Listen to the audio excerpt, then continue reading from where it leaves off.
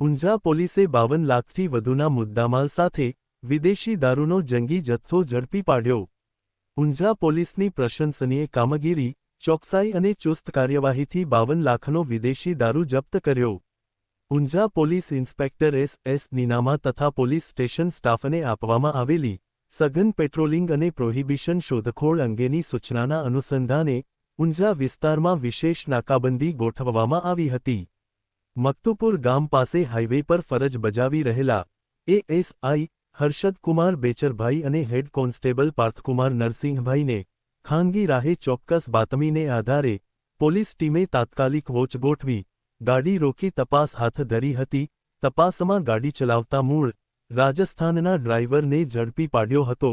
ગાડીની અંદરથી દારૂની બોટલો અને બિયર ટીન મળીને કુલ 13,428 નંગ મળી આવ્યા હતા। ઊંઝા પોલીસે કુલ 52 લાખથી વધુના મુદ્દામાલ સાથે આરોપીને કસ્ટડીમાં લઈ આગળની કાયદેસરની કાર્યવાહી શરૂ કરવામાં આવી।